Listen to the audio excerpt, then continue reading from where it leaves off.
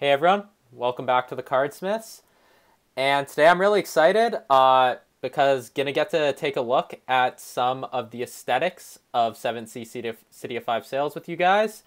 And that is because Pinebox Entertainment released a new article for the game on May 7th, 2021. And as I provided coverage on their first article for the game and the second, looking to make this a regular occurrence. And yeah, really excited about this one because you're going to get to see some of the card templates, the art, and just going through the aesthetics here. So yeah, buckle up. Let's dive in. So the article here, yeah, as I said, released on May 7th, and it's by David Lapp and Rihanna McCullough. Apologies if that's mispronounced. And let's dive in. So from the Weird West to Thea, adding a new card game to Pinebox Entertainment's lineup has been quite the adventure. When we continued Doomtown, we already had an established game to move forward on. Creating one from scratch has been a whole different beast, and a quite rewarding challenge at that. 7th Sea City of 5 Sales is currently still in development as design and playtest continue to work hard to bring you this amazing swashbuckling game. At the same time, we are also working on card layout and art, and we wanted to give you a first look at one of the card types, risks. So, what are risks? And no, we're not talking about Risk the board game here. Anyways, bad jokes aside, what are risks? In 7th Sea role-playing game, risks are defined as important actions that could impact the story. So, and quote, when you're playing 7th Sea, you'll find that your hero is put in all kinds of tough situations, moments in which real danger or disastrous consequences lay just around the corner. Your hero takes actions in response to those threats and consequences, risks, in hopes of saving the day, warding off fate, or just plain staying alive. End quote. Risks in 7th Sea City of 5 Sales represent actions taken in both the main phase and maneuvers that occur during combat. They affect the outcome of the turn and what you can do with your crew. So, nation-specific and neutral. During deck construction, players will be able to field cards specific to their own nation, along with those of a pool of neutral cards to form a 35 to 40 card play deck. While the actual rules of play remain a work in progress, we hope you are as excited as we are about the layout and graphic design itself. The following layouts are from some risk cards that share certain characteristics. The name and cost appear at the top. Well, let's actually show one of the cards here let's just show one here to begin with. There we go. So the name and cost appear at the top. As you can see here, 0 in this case for Iron Reply. The symbol for the nation is in the middle of the card towards the right. So there's the nation symbol there. This nation symbol and the RPT combat values at the lower left are a nod to the original 7th Sea card game action. So that's, they're referring to the 7th Sea collectible card games, the 7th Sea CCG.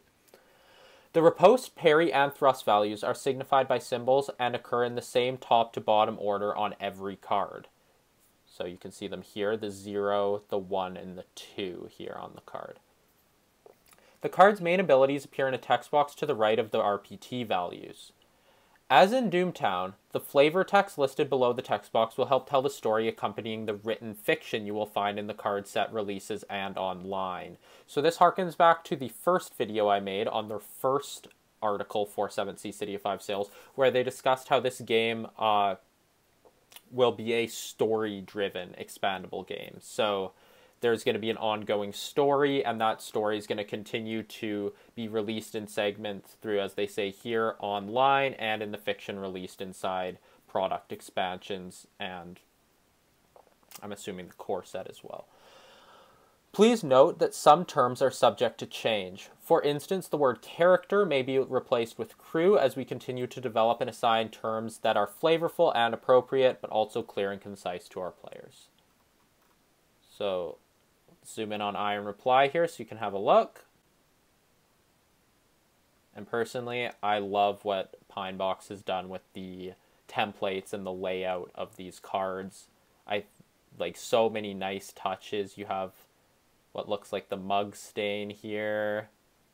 I don't know if this is either a spill or blood. The rough parchment.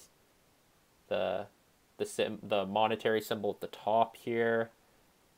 The RPT value symbols. I am honestly a huge fan of the layout and look of these cards. I think they look amazing. So let's see what other ones we have to see here. So the Iron Reply Ison Nation, so that's the Ison Nation crest there, is only used in combat due to its maneuver text.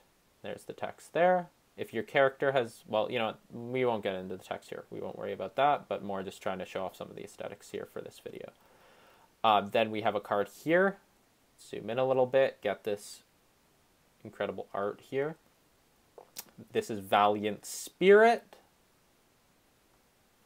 The Valiant Spirit, Montaigne Nation, is useful both outside of combat for its action or in combat for its maneuver.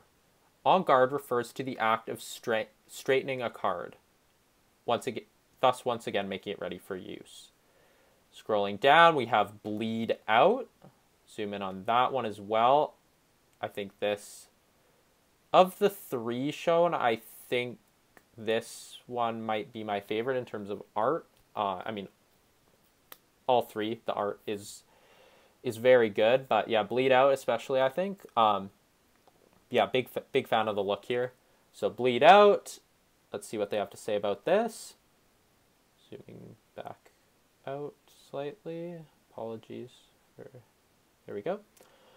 Lastly, we have Bleed Out, a neutral card available only to villain leaders. This card adds wounds to a character. Characters will be able to take wounds up to their resolve rating. That's right, there will be an opportunity to play the bad guys. So yeah, if you're a fan of that, get ready. Complementing the art, the new card templates have been designed to capture the sense of swashbuckling and adventure and feel of the original CCG design. So that's the 7th CCG I referred to earlier, and they did as well.